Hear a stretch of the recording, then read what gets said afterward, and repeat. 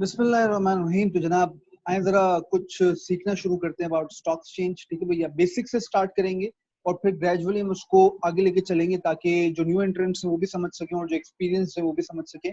और कभी कभी ऐसा होता है जो जो ऑलरेडी स्टॉक एक्सचेंज में काम करते हैं उनको भी जरा बेसिक अंडरस्टैंडिंग का प्रॉब्लम होता है, तो वो भी इस वीडियो के बाद इंशाल्लाह क्लियर हो जाएगा कि स्टॉक एक्सचेंज है क्या, क्यों बनाया गया, उसके अलावा और कौन कौन से इदारे जो सपोर्ट कर रहे होते हैं और हमें पता भी नहीं होता।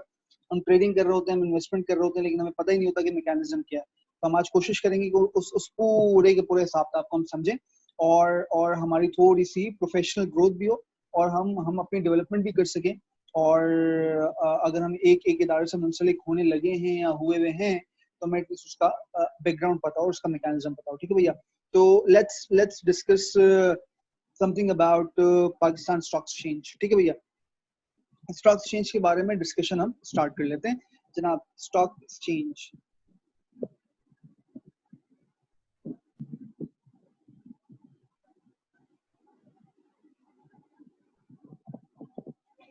अच्छा जनाब, मेरा बेसिक मोटो आज की इस रिकॉर्डिंग का ये होगा कि जनाब हम ये डिस्कस कर सकें कि स्टॉक एक्सचेंज है क्या।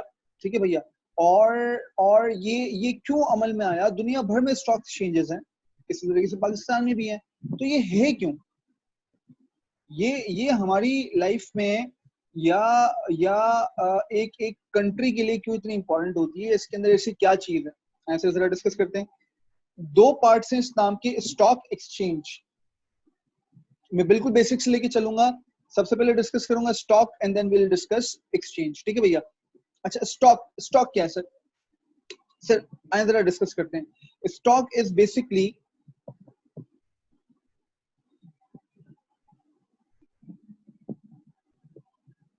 या मैं यूं कह लूं कि जनाब ये है एक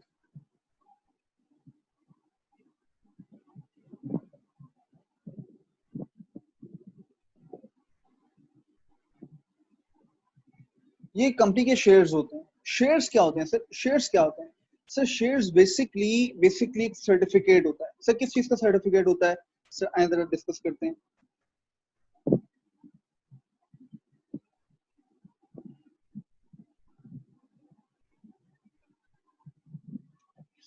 सर बेसिकली एक इक्विटी सर्टिफिकेट होता है। सर इक्विटी सर्टिफिकेट से क्या मतलब है, पहले ये समझे सर। इक्विटी क्या होती है? Sir equity is basically something your मालिकाना हुकूक, कि जनाब मैं अगर कहीं पर किसी कंपनी के अंदर मालिक बनता हूं तो उस कंपनी के अंदर मालिकाना हुकूक जो मुझे मिलते हैं वो बेसिकली मेरा इक्विटी कहलाता है या कैपिटल कहलाता है। ठीक है, सर्टिफिकेट क्या होता है सर? एक बॉन्ड पेपर होता है, एक पेपर की फॉर्म में आपको आपको कॉन्फर्मेशन मिलती है कि जनाब ये आपकी इतनी इक्विटी। ठीक है, दुनिया में आप कोई भी ट्रांजेक्शन करते हो तो उन तमाम ट्रांजेक्शन के लिए आपके पास एक अदद सर्टिफिकेट होता है, एक अग्रीमेंट होता है, इनवॉइस होती है, प्रोफोर्मा इनवॉइस होती है, कोई ना कोई ऐसी चीज होती है जो आपका डॉक्यूमेंट्री प्रूफ होता है।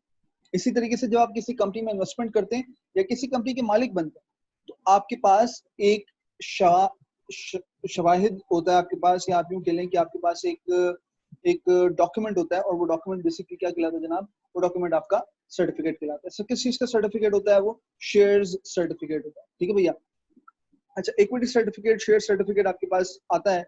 अच्छा अब अगर इक्विटी सर्टिफिकेट मेरे पास है, वो दिखता कैसा है सर? वो क्यों मुझे मिलता है, उसका रीजन क्या होता है?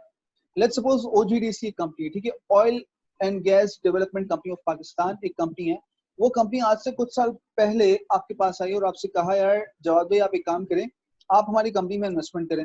अच्छा यार मैं क्यों करूं, मुझे क्या फायदा होगा? उन्होंने कहा यार आप अगर हमारे साथ इन्वेस्टमेंट करोगे ना तो एक फायदा ही होगा आपका कि हम इस कंपनी के अंदर जितने भी मालिकाना हुकूक हैं, लेट्स सपोज 100 यूनिट्स हैं, तो 100 यूनिट्स में से अगर आप 10 यूनिट्स ले लेते हैं तो हम आपको 10% इक्विटी दे देंगे। यानी कि अगर मैं 100 रुपए या 1000 रुपए की इक्विटी डालूंगा, पूरी कंपनी की 1000 रुपए की कंपनी है, उसमें अगर 100 रुपए में डाल दूंगा उस कंपनी के अंदर तो इफेक्टिवली मैं 10% का मालिक बन जाऊंगा। अच्छा अब 10% का मैं मालिक बन रहा हूँ, उस कंपनी को पैसे दे रहा हूँ। उस कंपनी को अगर पैसे दे रहा हूँ, कंपनी क्या करेगी? एसेट्स खरीदेगी, अपना बिजनेस करेगी, बिजनेस करके रेवेन्यू कमाएगी, प्रॉफिट कमाएगी, और प्रॉफिट कमा के और मुझे बांटेगी एज अ डिविडेंड। ठीक है भैया, अब मसला ये यार, एक कंपनी अगर पैसे बनाती है और पैसे बांटती है अपने इन्वेस्टर को, तो एक छोटी सी प्रॉब्लम आती है। वो क्या होती है कि भैया मसला ये है मैं कैसे क्लेम करूं कि यार ये मैं इस कंपनी का मालिक हूँ। तो उस कंपनी का मालिक बनने के लिए मुझे कंपनी इशू करती है एक सर्टिफिकेट। अच्छा वो सर्टिफिकेट किस फॉर्म में होता है जरा देखते हैं।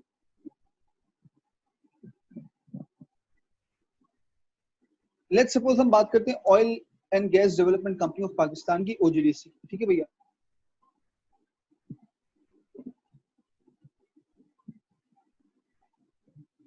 ओजीडीसी कंपनी उसकी मैं बात कर रहा हूँ, ये उसका एक शेयर सर्टिफिकेट है, ठीक है भैया, इक्विटी सर्टिफिकेट है। अच्छा ये इक्विटी सर्टिफिकेट ये दिखता कैसा है? अच्छा ये बड़ा सिंपल एक प्लेन पेपर होता है, उस पेपर के ऊपर लिखा होता है, कंपनी का नाम लिखा हुआ होता है, उसमें सर्टिफाई किया हुआ होता है कि भैया आज से ये शेयर सर्टिफिकेट जवाद रऊफ का है। अच्छा अब लेट्स सपोज मैंने इन्वेस्टमेंट की थी 100 शेयर्स की, ठीक है भैया, 100 शेयर्स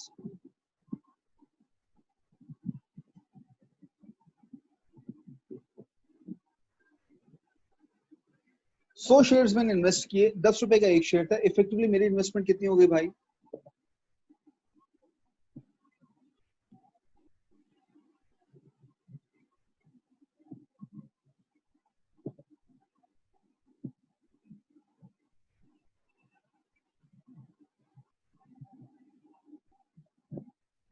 मैंने इन्वेस्टमेंट की 1,000 रुपए की, सर आज से कोई 25 साल पहले मैंने इन्वेस्टमेंट की, ठीक है भैया, मैंने इन्वेस्टमेंट की, मुझे कंपनी ने क्या दिया? कंपनी ने एक सर्टिफिकेट दिया, बोला यार आपने 100 शेयर्स हमारी कंपनी में ले लिया, 1000 शेयर्स टोटल थे, तो 10% आपकी इक्विटी होगी, ठीक है भैया, ये ले लें सर्टिफिकेट। अच्छा अब हुआ क्या? हुआ ये कि गुजर गए को 25 साल गुजर गए मेरी इन्वेस्टमेंट को, और ये कंपनी जो है ना वो पाकिस्तान स्टॉक एक्सचेंज पर ट्रेड हो रही है, और लेट्स सपोज इसकी वैल्यू आज है 150 रुपए। मैंने एक शेयर खरीदा था 10 रुपए का, आज उसकी वैल्यू हो गई 150 रुपए, क्यों हुई? क्या ये रातों रात हो गई? नहीं सर, 25 साल बाद, अज्यूम कर रहा हूँ 25 साल बाद, 10 साल बाद, 5 साल बाद, वट एवर द केस में भी, कंपनी ने बहुत अच्छा परफॉर्म किया over the period of time, और कंपनी के एसेट्स इंक्रीज हो गए, उन्होंने एक्सट्रैक्शन की, एक्सप्लोरेशन की, बहुत सारे वेल्स इनके निकले, और कंपनी के एसेट साइज बहुत ज्यादा इंक्रीज हो गए। तो अब लोग मार्केट में अगर खरीदने आएंगे इस कंपनी के शेयर्स खरीदने आएंगे, उसमें मालिकाना हुकूक लेने आएंगे, तो अब उनको 10 रुपए का नहीं मिलेगा, 150 रुपए का मिलेगा। अच्छा अब मसला क्या है सर, मैंने तो ये 10 रुपए का लिया हुआ है, अब मैं चाहूँ तो इसको मजीद अपने पास रखूं और इसको मैं बेचूं, आगे जाके मुझे लगता है यार कंपनी बहुत अच्छी आगे और अच्छा काम करेगी, 250 रुपए की वैल्यू हो जाएगी, 500 रुपए की वैल्यू हो जाएगी, तो मैं अपने पास रखा रहने दूंगा, और इससे जो डिविडेंड्स आते रहेंगे उनको एंजॉय करता रहूंगा। लेकिन ऑन द अदर हैंड एक छोटा सा मसला है, क्या?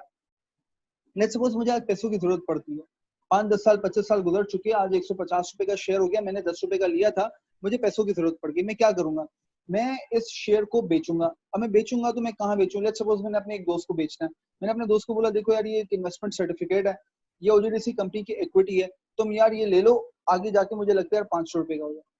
वो मेरे से पूछेगा यार जवाब भाई आप क्यों बेच रहे हो?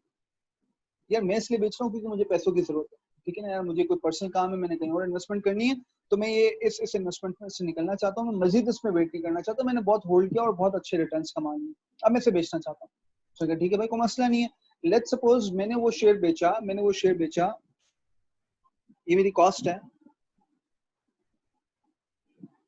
मैंने बेचा 100 शेयर्स को at the rate of 150 rupees, 150 रुपए में बेचा। सर मुझे कितने मिले?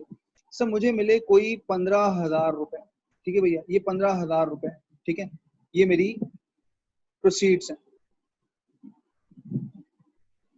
या मैं ये कह लेता हूँ ये मेरी सेलिंग वैल्यू है, ठीक है भैया, मैंने 15,000 रुपए में बेचा, मैंने लगाए कितने थे? 1,000 रुपए, बेच कितने में रहा हूँ? 15,000 रुपए में बेच रहा हूँ सर, ठीक है सर, फायदा कितना हुआ सर? फायदा हुआ मुझे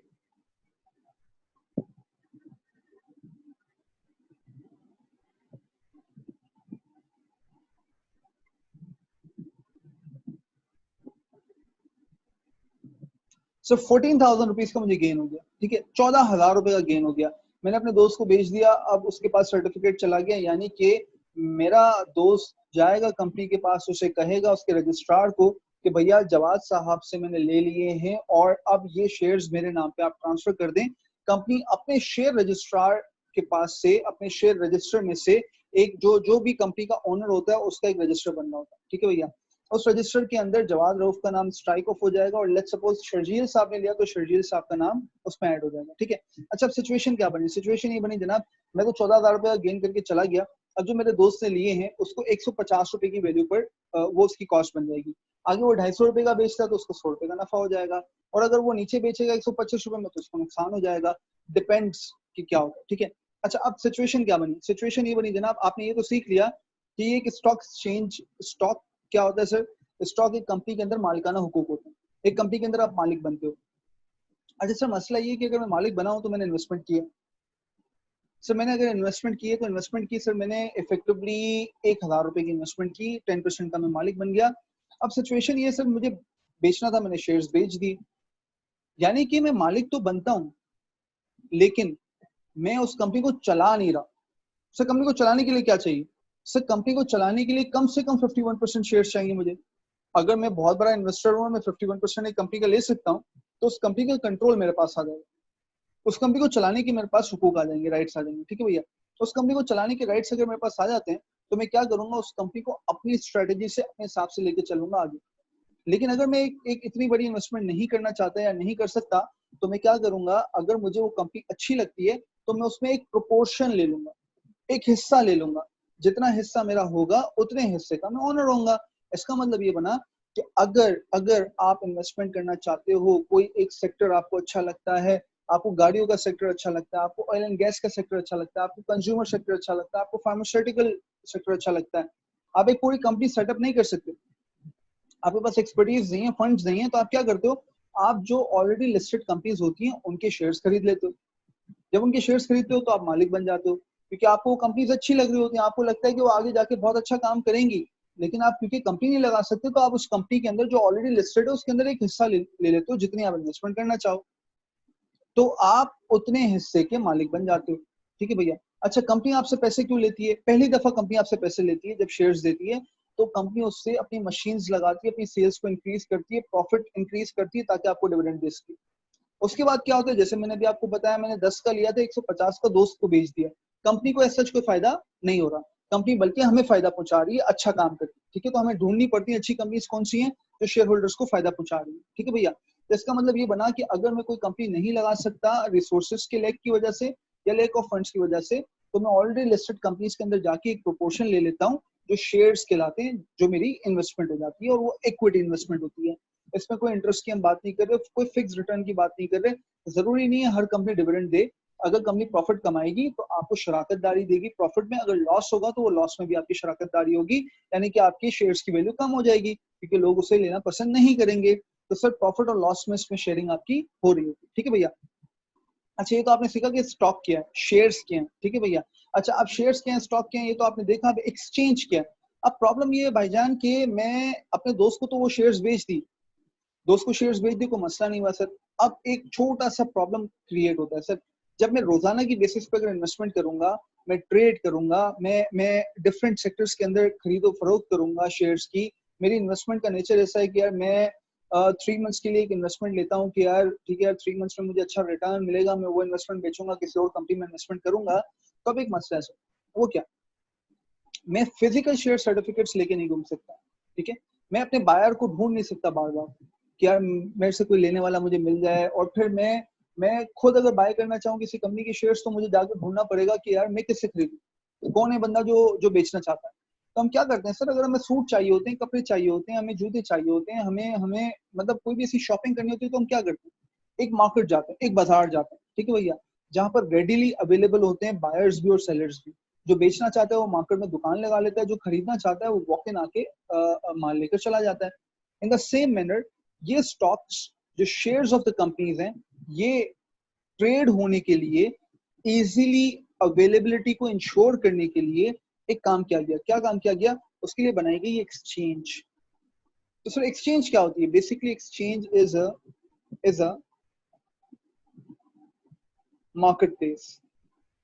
ठीक है भाईजान? Exchange is a market place. अच्छा सर, अगर ये एक्सचेंज मार्केट प्लेस होता है तो इसमें हम क्या करते हैं? सर इसके अंदर जो शेयर्स खरीदना चाहता है वो भी एक्सचेंज पर आता है, जो शेयर्स बेचना चाहता है वो भी एक्सचेंज पर आता है। उनका फायदा क्या होता है सर? उनका फायदा बड़ा आसान सा होता है कि उनको रेडिली बायर और रेडिली सेलर अवेलेबल मिल जाता है। क्यों? क्योंकि उस एक्सचेंज के ऊपर बहुत सारी टाइप के, बहुत सारी कैटेगरी के लोग आते हैं, और वो कैटेगरी के जो लोग होते हैं वो इंडिविजुअल्स भी हो सकते हैं, कंपनीज भी हो सकती हैं, म्यूचुअल फंड्स भी हो सकते हैं, और फॉरेन इंस्टीट्यूशंस भी हो सकते हैं जो बाहर से इन्वेस्टमेंट करना चाहते हैं। तो आपको रेडिली एक बहुत बड़ा पूल मिल जाता है इन्वेस्टमेंट करने वाले लोगों का और इन्वेस्टमेंट्स को बेचने वाले लोगों का, क्योंकि एक कंपनी के शेयर्स एक बंदे को अच्छे लग सकते हैं एक ही वक्त में, और दूसरे बंदे को खराब लग सकते हैं। ठीक है भैया? तो एक बंदे को अच्छे लग सकते हैं, दूसरे बंदे को खराब लग सकते हैं। क्यों? क्योंकि हो सकता है आप एस्टिमेट कर रहे हो कि यार आगे जाके फार्मास्यूटिकल कंपनीज जो हैं वो अच्छी हो जाएंगी और उसका कोई डेटा आपके पास अवेलेबल है, ठीक है, उसकी बेसिस पे आपने देखा कि यार नंबर्स अच्छे लग रहे हैं।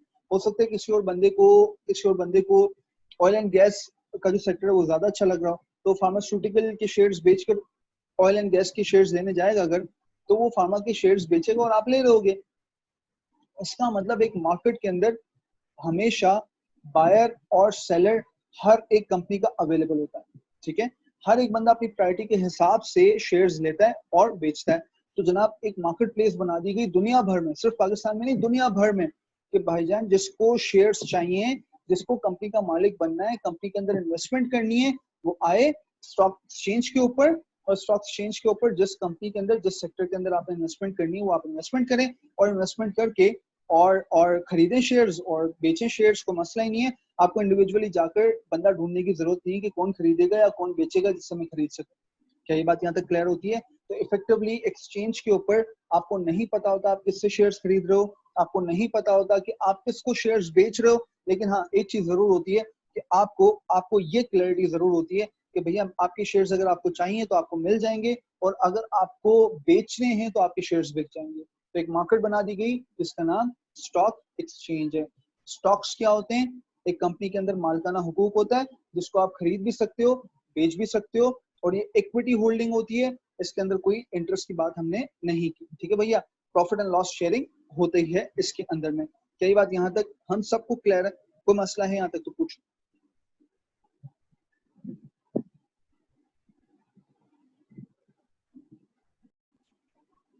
अच्छा जनाब, तो हमने भी देखा कि स्टॉक एक्सचेंज किया है, ठीक है भैया।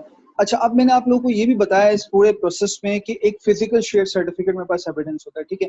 अब आजकल आप लोगों को पता है सारी चीजें ऑनलाइन है और एक एक इलेक्ट्रॉनिक एरा है, तो बहुत सारी चीजें कन्वर्ट कर दी गई हैं इलेक्ट्रॉनिक फॉर्म में। तो अब होता क्या है जनाब, अब बेसिकली होता है कि आप फिजिकल फॉर्म में शेयर्स नहीं रखते, आप इलेक्ट्रॉनिक फॉर्म में रखते हो। इलेक्ट्रॉनिक फॉर्म क्या होती है सर जी?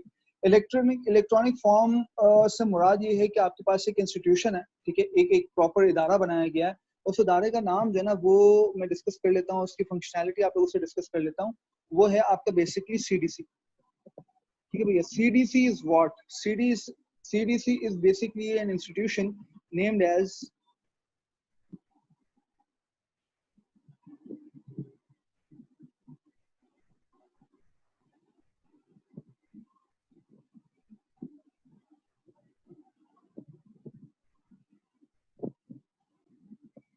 तो ना बेसिकली हो क्या रहा है, basically CDC is central depository company. ये क्या करती है सर? इस इदारे का काम क्या है जनाब? ये बेसिकली एक एक इदारा है बैंक की तरह। बैंक क्या करता है आप लोग के लिए? आप लोग के लिए बैंक अकाउंट्स खोलता है। बैंक अकाउंट्स क्या होते हैं सर जी? आप अपने फंड्स उसके अंदर डिपॉजिट करवाते हैं। जब आपको उसमें से पैसे ट्रांसफर करने होते हैं, फंड्स ट्रांसफर करने होते हैं, आप इलेक्ट्रॉनिकली उसको मूव कर देते हैं अपनी एप्लीकेशन के थ्रू, अपने बैंक अकाउंट के थ्रू, अपनी वेब जो आपका एक्सेस होता है उसके थ्रू, या फिर अपनी चेकबुक के through. In the same manner आपका सीडीसी है। सीडीसी इज एन इंस्टीट्यूशन जो आपके शेयर्स की रखवाली करता है इलेक्ट्रॉनिक फॉर्म में, ठीक है भैया। उसको आप ट्रांसफर कर सकते हैं, उसको आप चेक के थ्रू मूव कर सकते हैं, उसको आप इलेक्ट्रॉनिकली मूव कर सकते हैं। तमाम चीजें इलेक्ट्रॉनिक फॉर्म में आपके लिए करके देता है कौन? सीडीसी, ठीक है भैया, central depository company of Pakistan, ठीक है। तो बेसिकली इट्स एन इंस्टीट्यूशन।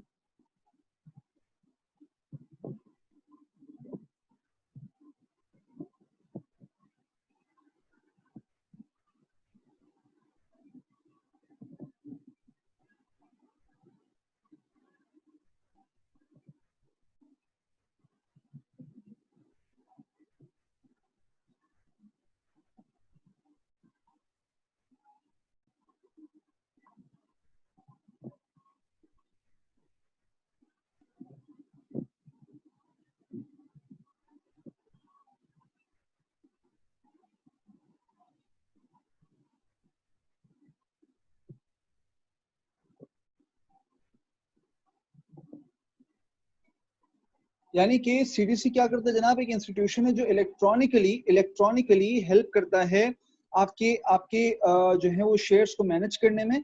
किसके शेयर्स मैनेज करने में? जो शेयर होल्डर्स होते हैं उनके शेयर्स मैनेज करने में। आप इनके पास शेयर्स डिपॉजिट कर सकते हैं और आपकी रिक्वेस्ट पे शेयर्स ट्रांसफर कर सकते हैं, ठीक है जनाब। तो सीडीसी इज बेसिकली एन इदारा जो आप लोगों का बहुत बड़ा हैजल फ्री कर देता है फिजिकल फॉर्म में सर्टिफिकेट्स को मूव करने का। फिजिकल फॉर्म में कभी गुम हो जाते हैं, कभी फट जाते हैं, कभी कुछ मसला हो जाता है उनके साथ, उनको संभालना बड़ा मुश्किल होता है। तो इलेक्ट्रॉनिक फॉर्म में आप उनको रख लेते हो ताकि आपका मसला हल हो जाए। ऑन द अदर हैंड एक और फायदा इसका ये होता है कि जब आप अपने शेयर्स इलेक्ट्रॉनिक फॉर्म में रखते हो तो जो ट्रांसफर चार्जेस होते हैं, शेयर्स की जो ट्रांसफर चार्जेस होते हैं, जो ड्यूटी पे करनी होती है, वो बहुत कम होती है। ठीक है भैया। तो normally CDC is very beneficial for investors. और एक तो सेफ कीपिंग होती है और दूसरा इसकी कॉस्ट भी बहुत कम होती है। ठीक है जनाब। तो स्टॉक एक्सचेंज आपने देखा और साथ ही साथ आपने सीडीसी देखा। अच्छा मुझे एक बात बताएं, आप एक स्टॉक एक्सचेंज में ट्रेड करते हैं, ठीक है, आप स्टॉक एक्सचेंज में ट्रेड करते हैं तो एक और इदारा भी अमल में आता है। एक और इदारा कौन सा अमल में आता है सर? एक और इदारा है जो आप लोगों को बहुत ज्यादा हेल्प करता है। ठीक है, किस चीज में हेल्प करता है सर? ट्रांजेक्शन को एग्जीक्यूट करने में, खत्म करने में। ठीक है भैया, ट्रांजेक्शन को कंप्लीट करने में, ए से लेके जी तक कंप्लीट करने में एक और इदारा है जो आपकी बहुत हेल्प करता है। अभी तक दो इदारे देखे आपने, पाकिस्तान स्टॉक एक्सचेंज जो सट्टा बाजार नहीं है। ठीक है भाई, ये याद रखना है, सट्टा बाजार नहीं है, इसको जरा दिमाग में क्लियर रखना है। अगर आप इन्वेस्टमेंट करके चलोगे तो ये इन्वेस्टमेंट है। ठीक है भैया, सट्टा नहीं है। अगर आप सट्टा बना दोगे तो सट्टा तो दुनिया में हर एक चीज है, लेकिन आप किसी भी चीज पर सट्टा कर सकते हो कि यार आज चांद जो निकलेगा वो ऐसा होगा या वैसा होगा, तो वो शर्त तो लग सकती है ना किसी भी चीज में। तो stock exchange is basically a platform for trading of shares. ठीक है। अच्छा सीडीसी क्या है जनाब? सीडीसी इज समथिंग कि मैं अपने शेयर्स इलेक्ट्रॉनिक फॉर्म में मैनेज करना चाहता हूँ तो मैं सीडीसी की हेल्प ले लूंगा, मैं अपने शेयर्स इलेक्ट्रॉनिक फॉर्म में डिपॉजिट करवा लूंगा। ठीक है। एक और इदारा, वो कौन सा? वो है सर आपका एनसीसीपीएल। एनसीसीपीएल क्या करता है जनाब? पहले इसका नाम समझे sir, national clearing company of Pakistan. अच्छा, इस नेशनल क्लियरिंग कंपनी का क्या मतलब है सर? अब मसला क्या है सर? आपने शेयर्स खरीदे, लेट्स सपोज आप खरीदने आए हैं और मैं बेचने आया हूँ। आपने शेयर्स खरीदे हैं अगर, तो आपको पैसे देने होंगे, मुझ तक पहुंचाने होंगे। आपको नहीं पता कि मैं शेयर्स खरीद रहा हूँ, जवाद मेरा नाम है। आप अगर शेयर्स खरीदने आए हैं और जवाद साहब बेचने आए हैं, तो मसला ये है जनाब कि जवाद साहब को कैसे पता चलेगा कि आप उन्हें पैसे दे दोगे टाइम पर? और आपको कैसे पता चलेगा कि जवाद साहब जो हैं वो शेयर्स दे देंगे टाइम पर? जवाद साहब के पास शेयर्स हैं भी या नहीं बेचने आ गए? क्योंकि वो सौदा तो इलेक्ट्रॉनिक जा रहा होता है, जो आप ट्रांजेक्शन करते हो तो इलेक्ट्रॉनिक होती है। तो यार जवाद के पास अगर शेयर्स ही नहीं होंगे तो यार मेरे पास रिसीव कैसे होंगे? और जवाद को ये टेंशन है कि यार जिस बंदे को मैं बेच रहा हूँ मुझे नहीं पता वो कौन है, तो मैं उसको कैसे पकड़ने जाऊंगा यार? अगर वो शेयर्स लेके भाग गया तो मुझे पैसे कौन देगा यार? तो इस पर्पस को दोनों का जो एक रिजर्वेशन है दिमाग में, सेलर का भी और बायर का भी, उसको रिजॉल्व करने के लिए एक इदारा बनाया गया जो बेसिकली आपका अमानतदार होता है। और वो एक थर्ड पार्टी होती है बेसिकली, जो शेयर्स कलेक्ट करती है सेलर से और बायर से कलेक्ट करती है कैश। ठीक है, अपने पास रखती है और उसके फौरन बाद सेलर को पैसे ट्रांसफर कर देती है और सेलर से आए हुए शेयर्स बायर को ट्रांसफर कर देती है। यानी कि एक इंटरमीडिएट है बीच में जो हेल्प करता है आपकी ट्रांजेक्शन को एग्जीक्यूट करने। ठीक है जनाब। तो इफेक्टिवली एनसीसीपीएल इज एन इंस्टीट्यूशन।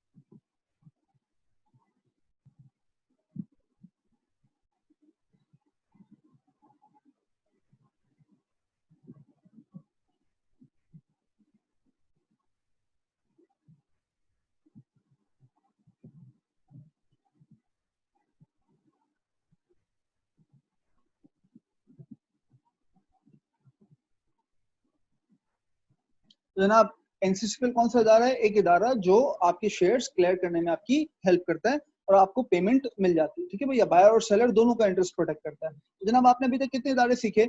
आपने समझे हैं 3 इदारे, एक स्टॉक एक्सचेंज, दूसरा सीडीसी और तीसरा आपके पास एनसीसीपीएल। यहाँ तक बात हम सबको क्लियर है? अच्छा जनाब, एक और इदारा बड़ा इंपॉर्टेंट है आपके लिए जब आप ट्रेड करते हैं स्टॉक एक्सचेंज पर, दैट इज योर ब्रोकर। ठीक है सर जी, ब्रोकर कौन है? ब्रोकर इज एन इंस्टीट्यूशन जो आपकी हेल्प करता है ट्रांजेक्शन को एग्जीक्यूट करने में। अच्छा सर, तो अभी तक हम क्या कर रहे थे सर? अभी तक क्या कर रहे थे, जरा सुनना समझना। स्टॉक एक्सचेंज वो इदारा है जो ट्रेड करने में प्लेटफॉर्म मुहैया करता है ट्रेड करने के लिए, ठीक है। दूसरा इदारा आपने देखा सीडीसी, जो शेयर्स को इलेक्ट्रॉनिक फॉर्म में मैनेज करने में आपकी हेल्प करता है। एनसीसीपीएल एक इदारा है जो आपकी हेल्प करता है इन completing the transaction and clearing the transaction, कि भैया जिसके पैसे बनते हैं उसको पैसे मिल जाए और जिसके शेयर्स बनते हैं उसको शेयर्स मिल जाए।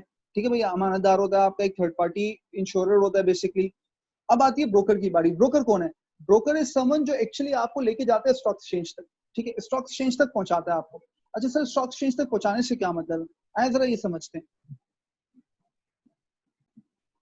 तो जनाब ब्रोकर कौन है? ब्रोकर एक ऐसा बंदा है, एक ऐसा इदारा है जिसके बगैर आप स्टॉक एक्सचेंज तक पहुंच नहीं सकते। स्टॉक एक्सचेंज ने एक बैरियर लगाया, एक रेस्ट्रिक्शन लगाई है कि यार हर एक बंदे से हम नहीं मिलेंगे, हर एक बंदे से हम बात नहीं करेंगे। तो आप बात किससे करेंगे? हम लिमिटेड लोगों को लाइसेंस देंगे जिनको काम करना आता होगा सिक्योरिटीज का, एक्सचेंज का काम करना आता होगा, शेयर्स का काम करना आता होगा, जिनको नॉलेज होगी, अंडरस्टैंडिंग होगी। तो हम एक काम करेंगे भैया, हम सिर्फ उन लोगों से बात करेंगे जो ब्रोकर से। अच्छा जनाब, अगर ब्रोकर से बात करेंगे तो सर मसला ये है कि मैं अगर जाके अपने शेयर्स खरीदना चाहता हूँ या बेचना चाहता हूँ तो मैं तो ब्रोकर नहीं हूँ, तब मैं क्या करूँ? तो जनाब आपको सबसे पहले जाकर एक ब्रोकर के साथ अकाउंट खोलना पड़ेगा। ब्रोकर कौन होगा? ब्रोकर इज एन इंस्टीट्यूशन जो कि आपकी हेल्प करेगा स्टॉक एक्सचेंज तक पहुंचकर वहां पर आपकी ट्रांजेक्शन करने में आपकी हेल्प करेगा। अच्छा ये याद रखना भाई कि ब्रोकर जो ना चोर नहीं है, ठीक है भाई। अब ब्रोकर के ऊपर बहुत सारी रेगुलेशंस हैं, एसईसी भी बहुत सख्त हो गया, स्टॉक एक्सचेंज बहुत सख्त हो गया है। पास में ऐसी मेल प्रैक्टिसेस रही हैं, कुछ लोग चोर होते थे उनको भगा दिया गया है, उनके लाइसेंसेस कैंसिल कर दिए गए। अब जितने ब्रोकर्स हैं किसी के पास भी आप अकाउंट खुलवा लें, तमाम ब्रोकर्स एसईसी पर स्टॉक एक्सचेंज के रडार में। एक एक चीज चेक होती है, उनकी रिपोर्टिंग होती है, हर साल उनके ऑडिट्स होते हैं, ठीक है जनाब, और बहुत सारे मल्टीपल ऑडिट्स होते हैं, हर एक चीज का ऑडिट होता है। तो आपके और मेरे एसेट्स को सिक्योर करने के लिए एसईसी और स्टॉक एक्सचेंज बहुत ज्यादा विजिलेंट हैं, जो रेगुलेटर्स हैं, और वो तमाम ब्रोकर्स के ऊपर नजर रखे हुए हैं। और ब्रोकर खुद भी उनकी हेल्प कर रहे हैं कि आप आए और देखें, जो मतलब अगर कोई ऐसा ब्रोकर है जो चोर है या कोई लोगों को नुकसान पहुंचाता है तो आप उसका लाइसेंस कैंसिल करें ताकि वो लोगों को नुकसान ना पहुंचा सके। तो अब जितने भी ब्रोकर्स हैं वो सारे के सारे जो है वो अल्हम्दुलिल्लाह प्रॉपर तरीके से काम कर रहे हो, किसी किस्म की कोई मेल प्रैक्टिस नहीं। तो आपको ब्रोकर की जरूरत है, ब्रोकर के बगैर आप काम नहीं कर सकोगे, स्टॉक एक्सचेंज में ऑर्डर ही नहीं कर सकते, ठीक है, ट्रेड ही नहीं कर सकते आप। तो अब क्या किया जाए जनाब? तो हम पहले समझते हैं ब्रोकर कौन है।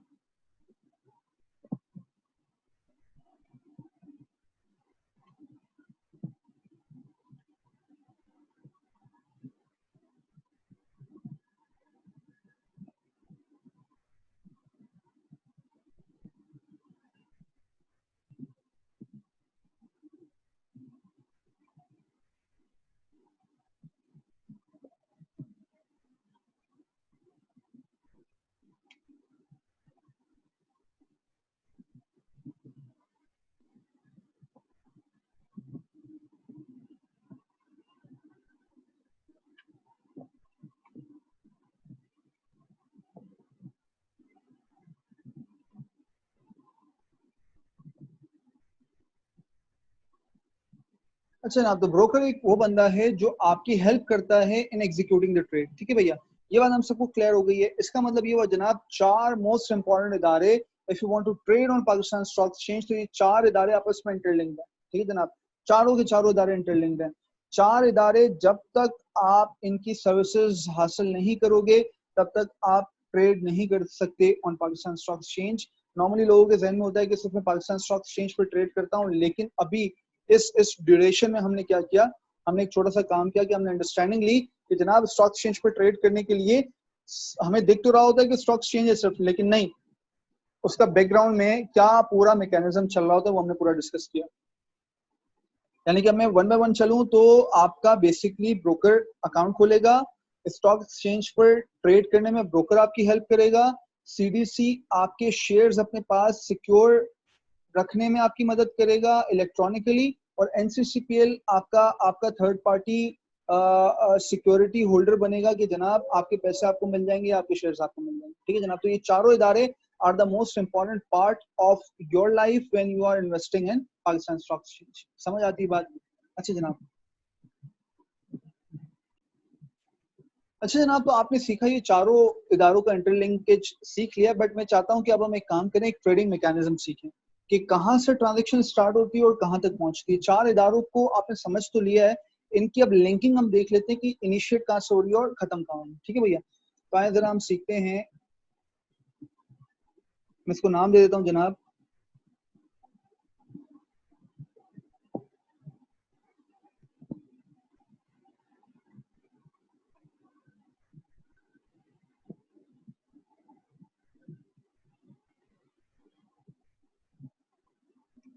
अच्छा जनाब, ट्रेडिंग मैकेनिज्म क्या है। लेट्स सपोज मिस्टर ए हैं, वो आते हैं पाकिस्तान स्टॉक एक्सचेंज पर और चाहते हैं कि वो लेट्स सपोज 100 ओजीडीसी के शेयर्स ले लें। तो अगर वो आते हैं पाकिस्तान स्टॉक एक्सचेंज पर शेयर्स खरीदने के लिए, तो सबसे पहला स्टेप क्या होगा? सबसे पहला स्टेप होगा कि वो अपना एक ब्रोकरेज अकाउंट खोलें। ठीक है मिस्टर ए।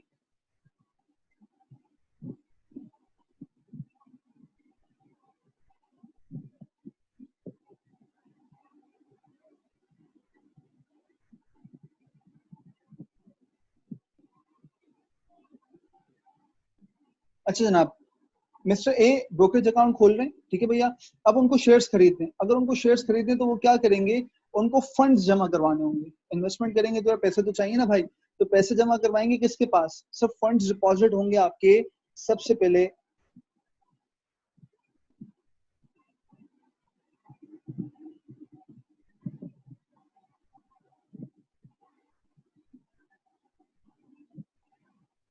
ब्रोकर के साथ। उसने फंड्स जमा करवा दिए। ठीक है, ब्रोकर के साथ जब फंड्स जमा करवाए तो अब क्या होगा? अब वो शेयर्स खरीदने के लिए उनके पास पैसे अवेलेबल है उनके ब्रोकर के पास। अब जब ब्रोकर के पास फंड्स अवेलेबल है on behalf of mister A, तो अब होगा क्या जनाब? अब होगी एक चीज, वो क्या? वो उन फंड्स की मदद से ब्रोकर को कहेगा कि यार आपके पास मेरे पैसे रखे हुए, जनाब आप एक काम करें यार 100 शेयर्स मेरे लिए ओजीडीसी की खरीद। ठीक है, अच्छा अब एक बड़ी इंपॉर्टेंट बात मैंने आप लोगों को बोली है कि शेयर्स खरीदने के लिए मिस्टर ए बोलेंगे ब्रोकर को, यानी कि मिस्टर ए खुद से शेयर्स नहीं खरीद सकते। ठीक है, अब जब वो ब्रोकर के पास जाएंगे तो होगा क्या?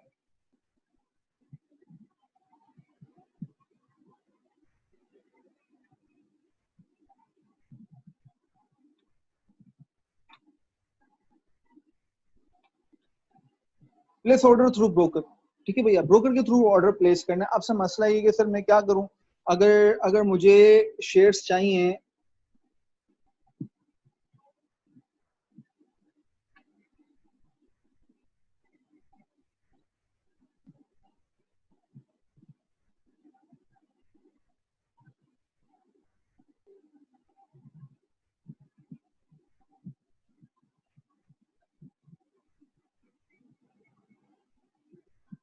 मुझे सर जी 100 शेयर्स चाहिए, 150 रुपए वाले। ठीक है, ओजीडीसी के शेयर्स चाहिए। मैंने ब्रोकर को कहा यार आप ऑर्डर प्लेस कर दें। मुझे ब्रोकर को क्यों बोलना पड़ रहा है? अभी मैंने बताया कि ब्रोकर का सबसे बड़ा काम ये है कि वो आपको स्टॉक एक्सचेंज से लिंक करवाता है। अच्छा, वो लिंक कैसे करवाता है? उसको लाइसेंस अवेलेबल है, यानी कि उसके पास ऐसा सिस्टम अवेलेबल है जो डायरेक्टली लिंक्ड है विद पाकिस्तान स्टॉक एक्सचेंज का सिस्टम। अच्छा, अब होता क्या है? अब आपके पास चार चॉइसेस हैं ब्रोकर को बोलने की कि मैं ब्रोकर को कम्युनिकेट कैसे करूं। आए जरा वो डिस्कस करते हैं। मैं ब्रोकर को ऑर्डर लगाना चाहता हूं तो मैं एक काम कर सकता हूं, मैं उसको फोन कॉल करूंगा। ठीक है भैया, मैं फोन करूंगा, यार भाई आप मेरे लिए काम करें, आप एक काम करें यार 10,000 जो है वो 100 शेयर्स ले लें ओजीडीसी। ठीक है, इतने रुपए पे आप ले लें। मैंने फोन कर दिया उसको। दूसरा क्या कर सकता हूँ? दूसरा एक काम कर सकता हूँ भैया, मैं उसको ऑफिस विजिट करके बोल सकता हूँ कि यार जनाब मुझे ये शेयर्स चाहिए। आप उसको ऑफिस पहुंच गए, आपने कहा यार ये शेयर्स खरीदिए। ठीक है, नंबर 3, ब्रोकर्स की मोबाइल एप्लीकेशन होती है। ठीक है, सब कुछ ऑनलाइन है। तो आप क्या करते हैं जनाब, एक मोबाइल एप्लीकेशन इस्तेमाल करते हैं जो ब्रोकर आपको प्रोवाइड करता है। उसके टर्मिनल के थ्रू आप चले जाते हैं पाकिस्तान स्टॉक एक्सचेंज। ठीक है जनाब, उसके बाद एक और चीज हो सकती है, वो हो सकती है web portal. Web portal available कर दे आपको ब्रोकर आपका, तो आप बेसिकली उसके पोर्टल के अंदर एंटर होते हो। आपका अलग आईडी पासवर्ड होता है। उस आईडी पासवर्ड से आप जो भी ट्रांजेक्शन करोगे आपके नाम पर वो रिकॉर्ड होती रहेंगी और वो जाएंगी फिर भी ब्रोकर के पास से, उसके टर्मिनल से होके गुजरेंगे। सिर्फ फर्क क्या है, आप खुद डायरेक्ट अपना काम कर रहे हो, ठीक है जनाब। आपको ब्रोकर को फोन करने की जरूरत नहीं है, उसको तंग करने की जरूरत नहीं है, ना खुद तंग होने की जरूरत है। आपके मोबाइल में एप्लीकेशन है, आप उससे उससे बाय कर रहे हो, सेल कर रहे हो, आपके कंप्यूटर में लगा हुआ है, एक एक वेब पोर्टल आपने डाउनलोड कर लिया है, डेस्कटॉप एप्लीकेशन, आप उसके थ्रू जो है वो ट्रेड कर रहे हैं।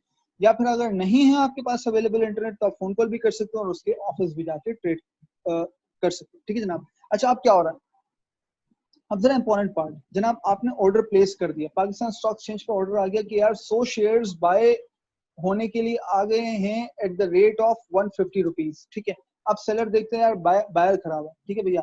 अब अज्यूम करते हैं मिस्टर बी है और मिस्टर बी भी 100 शेयर्स बेचना चाहते हैं 150 रुपए का, ठीक है।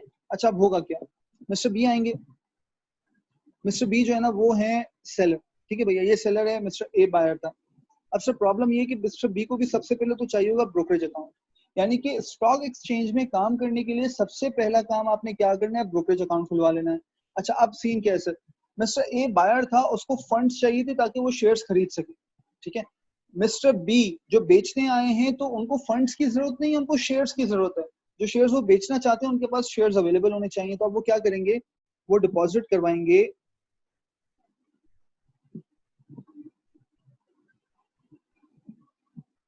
लेकिन फंड्स नहीं बल्कि शेयर्स विद द ब्रोकर, ठीक है सर। बायर ने फंड्स डिपॉजिट करवाया और सेलर क्या डिपॉजिट करवा रहा है, सेलर डिपॉजिट करवा रहा है आपके आपके शेयर्स, क्योंकि उसने शेयर्स बेचने हैं। अच्छा, अब होगा क्या, अब होगा ये जनाब, ये भी करेंगे प्लेस ऑर्डर, ठीक है जनाब, place order to sell through broker.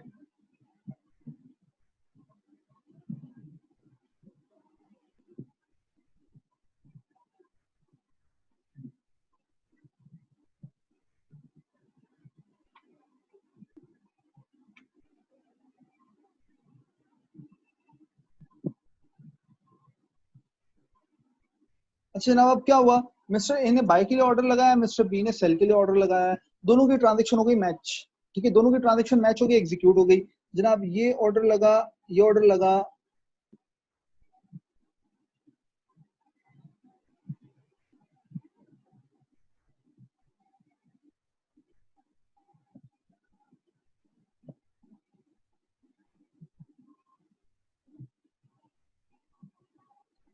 Transaction हो गई एग्जीक्यूट। अब क्या होगा सर, ट्रांजेक्शन एग्जीक्यूट हो गई, अब सिचुएशन एक बन गई है सर, वो क्या क्या सिचुएशन बनी है,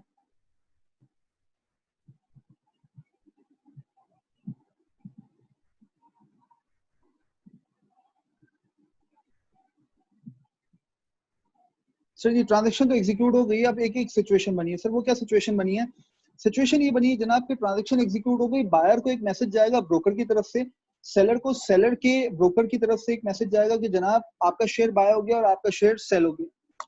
अच्छा, अब ये जो कॉन्फर्मेशन गई है ब्रोकर की तरफ से, ये इसलिए गई है कि जनाब आपके शेयर्स बिक गए हैं, ताकि आपको पता रहे कि आपके शेयर्स बिक गए और जिसने खरीदे हैं उसको पता हो गया मेरे शेयर्स परचेज हो गए, मैंने एक लिमिट लगाई थी उसके शेयर्स परचेज हो गए, ठीक है।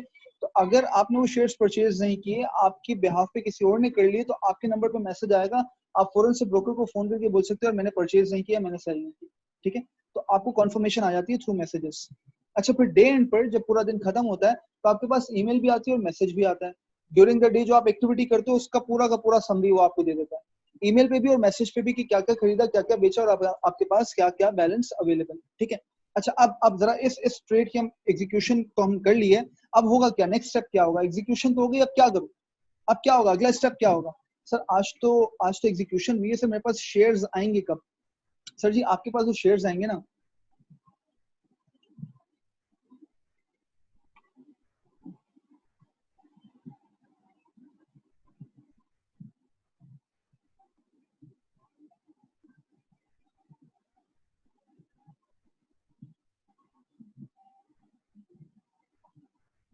ट्रांजेक्शन जो कंप्लीट होगी ना वो T+2 पे होगी। टी क्या है जनाब, ट्रांजेक्शन डेट, आज का दिन, आज का दिन इज द ट्रांजेक्शन डेट जिस दिन आप ट्रांजेक्शन करते हो, उसके 2 दिन बाद सेटलमेंट होगी। 2 दिन बाद सेटलमेंट होने से क्या मतलब है, 2 दिन बाद सेटलमेंट होने से मतलब ये जनाब, ये सारा का सारा काम ना, ये सारा का सारा काम बेसिकली जाएगा NCCPL के पास। NCCPL करेगा इसकी क्लियरिंग, क्लियरिंग क्या करेगा, मतलब क्या जनाब, एनसीसीपी लेगा पैसे मिस्टर ए से, यानी कि मिस्टर ए के ब्रोकर से पैसे रिसीव करेगा, ठीक है।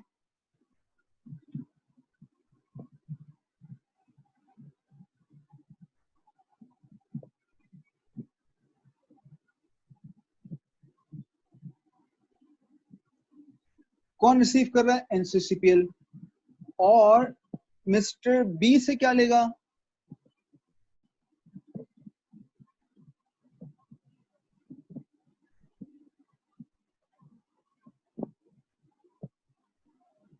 एनसीसीपीएल थर्ड पार्टी है, उसने ए के ब्रोकर से पैसे लिए, बी के ब्रोकर से शेयर्स लिए। ए बाय कर रहा है तो उसे पैसे जमा करवाने पड़े एनसीसीपीएल के पास, और बी सेल कर रहा है तो उसे शेयर्स जमा करवाने पड़े एनसीसीपीएल के पास। और फिर ये 2 दिनों के अंदर अंदर एनसीसीपीएल अपना प्रोसेस रन करके, सिस्टम रन करके ये ट्रांजेक्शन को इफेक्चुएट करेगा। जो पैसे ए से लिए वो बी को दे देगा, क्योंकि बी ने शेयर्स को सेल किया है, और बी ने जो शेयर्स दिए हैं एनसीसीपीएल को, वो एनसीसीपीएल ट्रांसफर कर देगा टू ए। क्या बात यहाँ तक क्लियर होती है?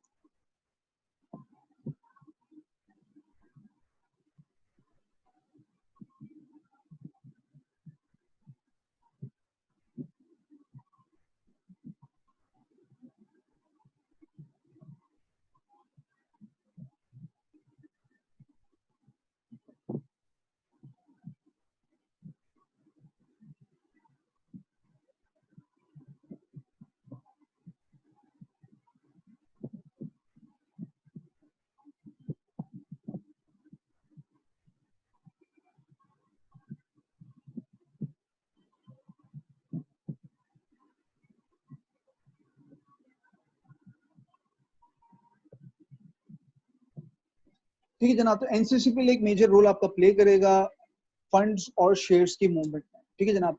और फिर जो शेयर्स होंगे आपके इफेक्चुअली कहाँ जाके पार्क होंगे? सीडीसी में। तो इफेक्टिवली आपने क्या सीखा? आपने ये सीखा जनाब कि आपने 4 इदारे, इफेक्टिवली टोटल मिला के आपके पास 4 इदारे हैं, उन 4 इदारों के बारे में आपने सीखा कि 4 इदारे क्या हैं, और एक ट्रेडिंग मैकेनिज्म आपने सीखा कि आपकी ट्रांजेक्शन कहाँ से शुरू होकर कहाँ तक जाकर खत्म होती है, ठीक है जनाब। आई होप इस वीडियो से आप लोगों को बहुत फायदा हुआ होगा इस चीज को समझने में कि स्टॉक एक्सचेंज क्या है, और उससे रिलेटेड एंजिलरी जो सर्विसेज देने वाले इदारे हैं वो क्या हैं, और किस तरह से इस पूरी एक ट्रांजेक्शन को एग्जीक्यूट करने में कौन कौन सा इदारा क्या क्या आपकी हेल्प कर रहा होता है। अगली आने वाली वीडियोस में हम थोड़ा सा एडवांस स्टेजेस पे जाके कुछ मजीद टॉपिक्स और मजीद चीजें डिस्कस करेंगे, ठीक है जनाब। थैंक यू वेरी मच, दुआ में याद रखिएगा, और अल्लाह ताला आप लोगों को भी सेहतयाब रखे और कामयाब करें, ठीक है भैया। Thank you very much.